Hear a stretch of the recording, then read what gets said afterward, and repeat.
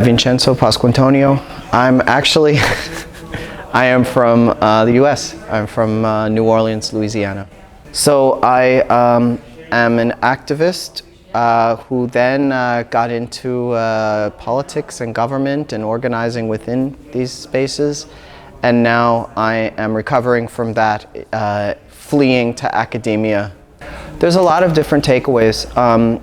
First and foremost, I think I've always said that activism is rooted actually in trauma, and activism is rooted in our not so pleasant experiences that we've had and our desire to change the world. And I think that there is also that relationship with humor. Humor is about vulnerability, humor is about trauma as well. And so there's a relationship there. The other thing I would say, and it's come up a lot in this conference, and it's important because it also speaks to my lived experience.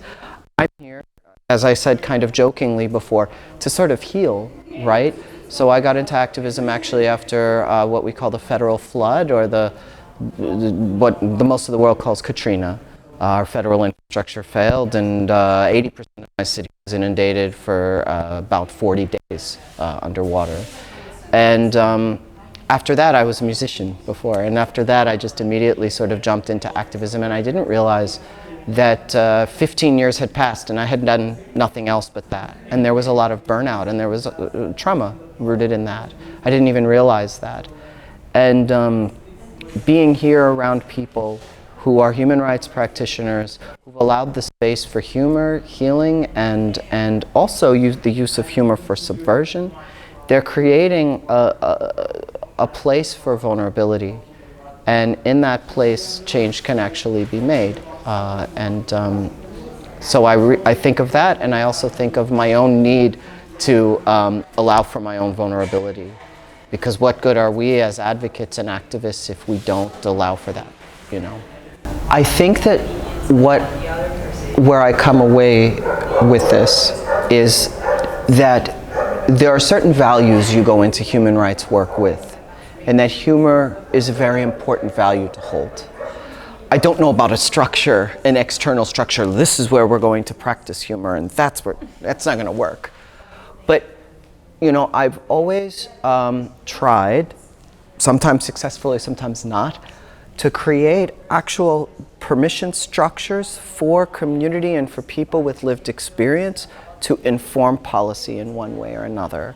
That the grassroots should reflect their lived experience, say what they're going through and what they need, and then that be actually converted into action that we can see.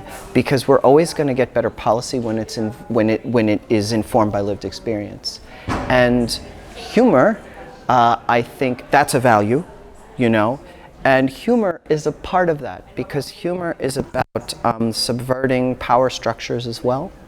And in order to create that space where people on the ground and lived experience can inform and execute policy, you need to sort of seed power from within the power structures. So I don't know if I, again, would say, this is what we need to structure in terms of humor, but it should be something we acknowledge and talk about and have as a core value, because always power structures, even if you create a formal space for community to inform power structures will always adapt. They're always going to adapt. They're always going to try to hold on to, their status quo. And if we go into it as advocates in the space of we need to constantly be rebalancing power and challenging it, you need humor for that, of course. Yeah.